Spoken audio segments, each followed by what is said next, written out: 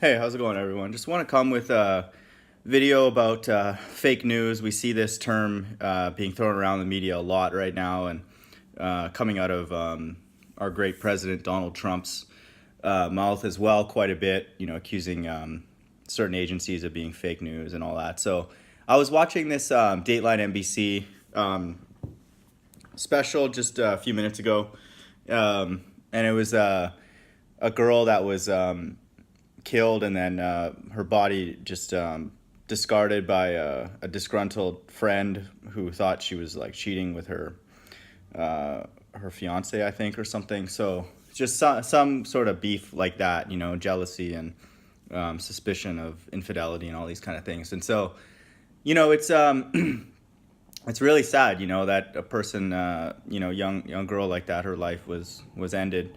And they didn't go into detail. They don't know actually how she was killed, but it's dying is not a pleasant thing for many people, and I suspect with that amount of anger to do something like that, it probably was not the best last few moments of her life. So it's like the reason I bring this story up is that to me, real news is the thing that will expose fake news. It's like we just have to use our common sense, and I'm speaking to myself here because I'm reconciling, a lot of these different, stories, quote unquote stories. And I think stories might be the best word for them. They're literally just stories, fairy tales that we're bombarded with daily.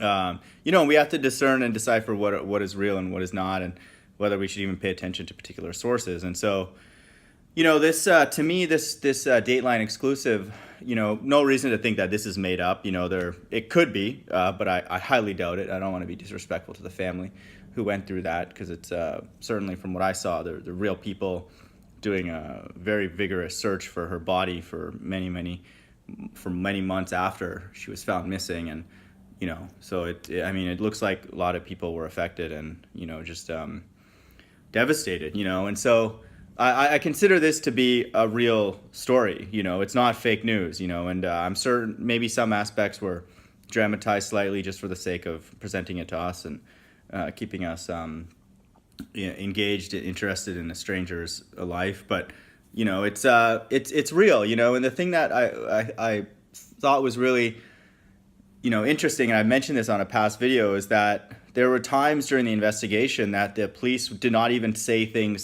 certain things that they were doing, and learning, and leads that they were following, or just stuff that they were investigating, and they didn't share it with the family, who are devastated, and like obviously if someone's getting closer to the killer, one would think, the family should be told that, just from a very practical perspective. Like, first, they didn't even know that she was dead, so that it would give them some way to like prepare their mind for a life without this missing person potentially, and how that's becoming a more and more very real possibility. So like they didn't share that along the way, and they were doing it strategically. Why? And it makes perfect sense. You can't, first of all, you definitely won't go public with it. That I think should be very obvious to us. But even more compounded, even more sort of extreme to that, they wouldn't even tell people who are involved in the investigation, because the family actually got their own private investigators to help. So one would think that the police were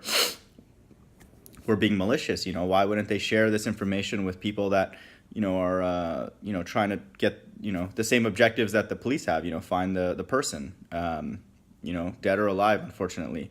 But it was strategy. Why? Because if the police tell the family, and it turns out the person who killed this girl was in that network, friends of the family, that would be bad, because word travels fast, and like this girl is obviously, who committed the murder, is still out there. So you can't just go and share information to a family, even if, say, it's in confidence, and then word gets around, and then the girl knows she's a suspect. Why? Because she could flee.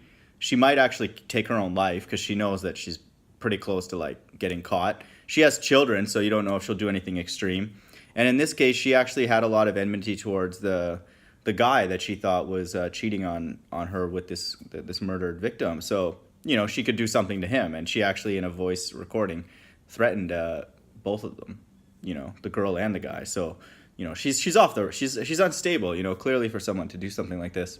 So it makes sense, that's just strategy, and credit to the police department out there that was handling this, that makes a lot of sense. It's like, even if there's other groups who are spending money to hire private investigators, you can't compromise your investigation, one bit, until you get to the point where you feel like you have a conclusive narrative of what happened, and can take that to court. So, that's an amazing thing, and this is real news, very methodical, very private about the information, in the investigation, and certainly not to the public, like that. I just want to make the point of this is that they didn't even go to the family who were actually helping, trying to help, much less the public, in an investigation like this, and took a lot of time, like they even now to this day, I suspect a lot of the stuff is not brought out, like there's certain things that, were not,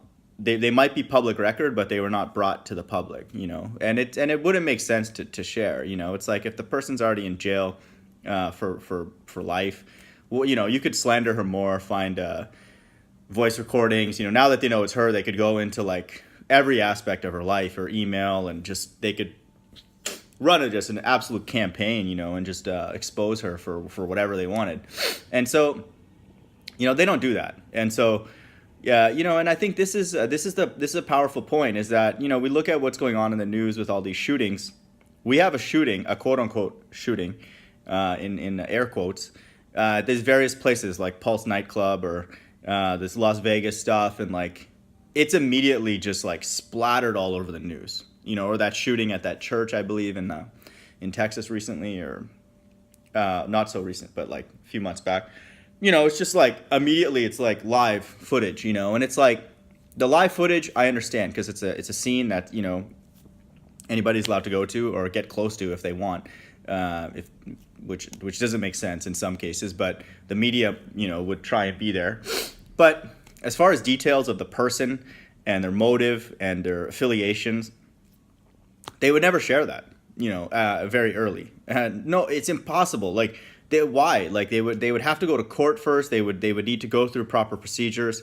And, like I said, even at the very end, sometimes certain things are not disclosed. And so we know all these, like, shootings where ISIS is involved and all that kind of stuff, or, like, immediately right after the shooting is done, or while it's even sometimes happening, very, very, like, detailed information is being brought out, just timelines and this and that. So we know that that these are all set up, and made up. So the question we have to ask ourselves now, since we have an understanding, and I would recommend watching some of those Dateline things, it's kind of sad because it reaffirms that there's a lot of evil in the world, but that's a real sequence of events, a real sort of deliberation, real sort of, process, methodology, to go about finding someone who's committed a crime, even if it's completely obvious to us. Like you can watch those now. If you watch a few of them, like you pretty much know, like, or you can guess like what kind of happened. You can jealousy, money. There's only a few kind of emotions or tangible things that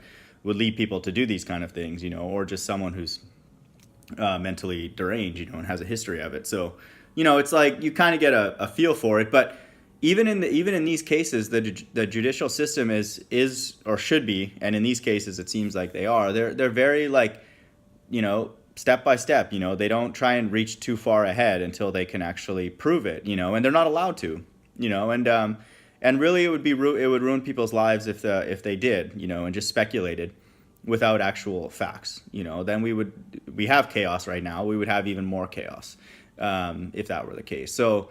It's frustrating because it seems obvious, like when you're watching them, because it's like you have all the perspective, but they don't know these things at the beginning, when they're pursuing an investigation. So, that's to me real news, and these real news, shows, or these Dateline sort of hour and a half long type things, and and sometimes they don't even really get too much detail to us during those hour and a half things. So much less these little 2-minute sound bites off CNN and stuff of these things, trying to give us a load of information, about a crime that's just took place recently and stuff. It doesn't make sense. So I've done a video in the past where I've talked about, some of these shootings, and, and to me it further reaffirms that we're in the end times, because you'd have to either just be completely bored and just, you could be completely bored, completely evil, or just, just have a really twisted sense of humor, that the news media would do this and have it be orchestrated and or at least not challenged by the worldwide audience, or it has to serve some purpose, and that we're in the end times. And this to me, this makes perfect sense that if the microchip is going to come out and be mandated, these kind of things would be needed. We would need information fed to us by a relatively central source, and go unchallenged. And we would need fear. We would need to look to our governments for guidance, for protection, for our money, and our wealth, and access to it, and all those kind of things. It's like, because these kind of things, like, they happen, just like this Dateline story proves that these murders certainly do happen, but like a majority of the time they have a reason. It's not purely just like insanity and that type of thing. So like there's a logic behind it. So it's like now the question is, what's the logic behind having so much fake news stories? We should need to ask ourselves, and this is why I get it. It's people either fall on one side or the other, and they both go to extremes. That it's obvious to certain people that they're all fake.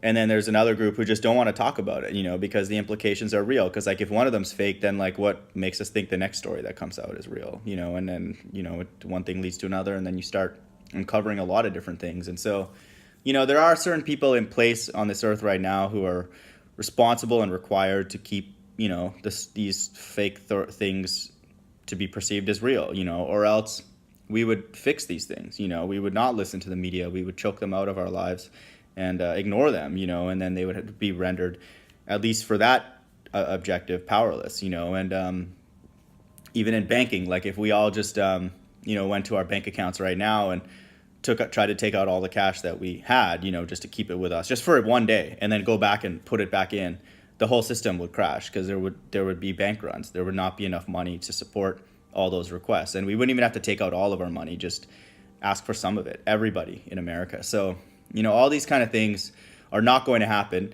and it's by the will of God that they don't happen, because it looks like what's happening is that it's needed is that this chaos needs to be incited, and one of the things that are being done are these fake shootings, and staged shooting events.